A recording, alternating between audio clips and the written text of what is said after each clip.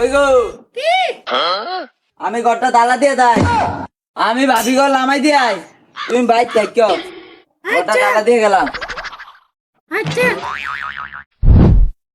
আচ্ছা আপনি যান তাড়াতাড়ি আইয়েন।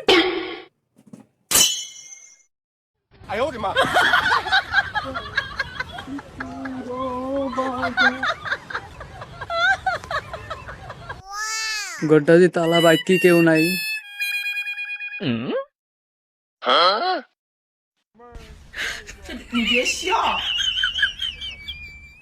আবি বাড়িতে কেউ নাই ভাই কই আপনার ভাই তো বাড়িতে নাই, বাড়িতে একটু পরে আইবো, আইসেন একটু পরে আইসেন, এখন আপনি যান।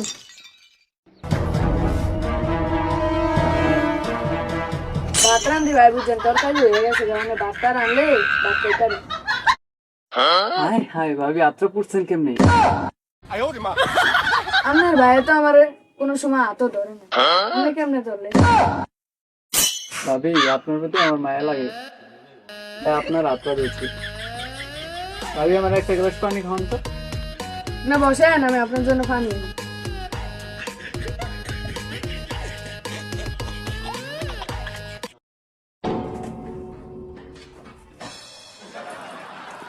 কি ভাবি গ্লাস পান না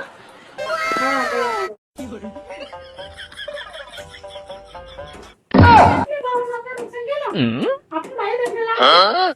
বাড়িতে কেউ নেই তাই তো বাড়িতে নাই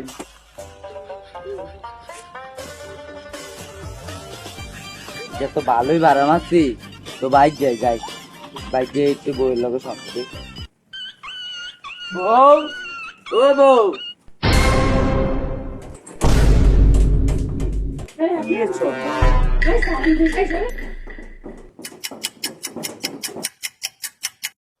কে রে ঘর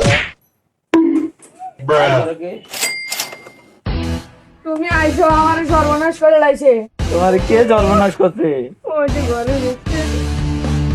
তানির গোলাপ করে এই বাইক আমার দোষটাই আমার দোষটাই আমার দোষটাই তোর এই আমার বাইক দোষটাই ভাই আমরা ভাই আমি আপনার খোঁজে আইছি আপনি বউ আমার ঘরের ভিতরে ঢুকাইছে কার দোষ আচ্ছা বিকালে তাই বিকালে দেও হ্যাঁ আমি মেম্বারে এগারো জানামু তুই খাইস বিকালে আজ্জা বিকালে যামু কার দোষ হয়েছে আচ্ছা ঠিক আছে আজ্জা জানার তোর আজ্জা খবর আছে জানা তুই এই কামনি কর আমি বাইক না থাকলে তুই অন্য বেটা হতো লটর বেটার করবো উত্তা নিলে তুই কার কোন বেটা হতো আয় হায় রে, আমি কারে লয়ে বসবাস করি আমি এন্ডা গাড়ি চালাই তাই অন্য বেটার লোকে লটর ফটর করে দাদা আজ যাই তোর মা বাবারে ফোন দিন আজ যা বিকালে তোত মারানি দিয়ে জানো আর আমার কারণ লেগে কই দিবি আমার দোষ নাই, আমার দোষ নাই, আমার বেটা পানি আনতে গেছে, আমার বেটা সবাই এখনো আসে নাই নাকি তা মেম্বার সাহেব একজন গিয়ে খবর দেন তাড়াতাড়ি দেন ওই যে মেম্বার সবাই আইছে ওই যে মেম্বার সবাই আইছে আসসালামু আলাইকুম মেম্বার সাহেব কি অবস্থা ভালো আছেন আলহামদুলিল্লাহ কি অবস্থা মেম্বার সাহেব বসেন সবাই বসো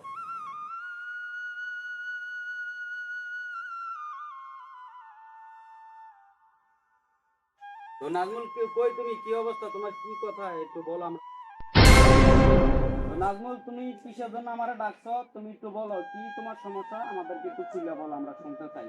আচ্ছা আমি আর কি করবো মেম্বার সাহেব সেদিন কাছে এই ঘটনা ঘটছে মেম্বার সাহেব আমি আঙ্গ ভাবি করে লামাই দিয়ে আইছি বাইক আইছি আইয়া দেই মেম্বার সাহেব এই ঘটনা এতে দুইজনে হাতে নাতে ধরছি তো আন্নার দ্বারে বিচার চাই যে এটি মেম্বার সাহেব আননি কিছু দিকে মেম্বার সাহেব আমি অগ দুইজনের হাতে নাতে বোতলখানা ধরছি তো এরা নাই মেরে কিছু কই না আমার ওয়াইফের মারছি ওর বাপের ফোন দিছি ওর বাপে আসবো না বলে মেম্বার সাহেব আমার আর কোনো কথা নাই এনো আমরা কথারে বিচার আপনারা যেটা পারেন এইটাই করেন মেম্বার সাহেব বুঝছেন ইমাম সাহেব আপনি তো সব বিস্তারিত ঘটনাগুলো শুনছেন যে নাইম তখন কি বললো তার মনের দুঃখ প্রকাশ করলো আমার কাছে একটা ন্যায়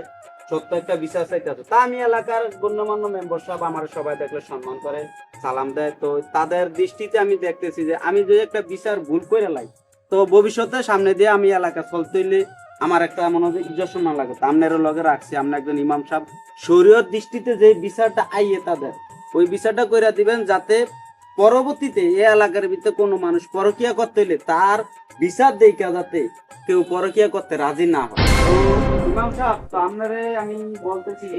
যে নাজমুল যে কথাটা কইছে নাইমের বিরুদ্ধে, কারণ আপনি ওই শরীয়ত দৃষ্টিতে এইভাবে একটা বিচার কইরা দিবেন এই মজলিসের ভিতরে সবাই যাতে কি পরবর্তীতে পরকিয়া করতে ভয় পায় তাদের বিচার দিতে আপনার ভয় নিতে পারি।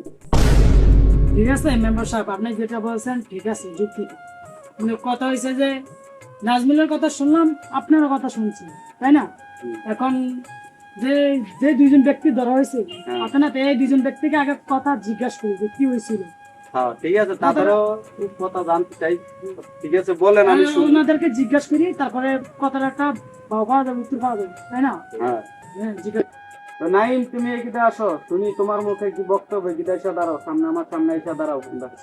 দাঁড়াও, দেখি কি বলতে চাও কি।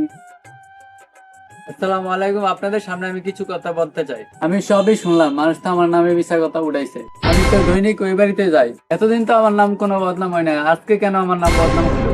নাজমুলের খুঁজে গেছি, না গেলে নাজমুলের বাড়িতে গেছি।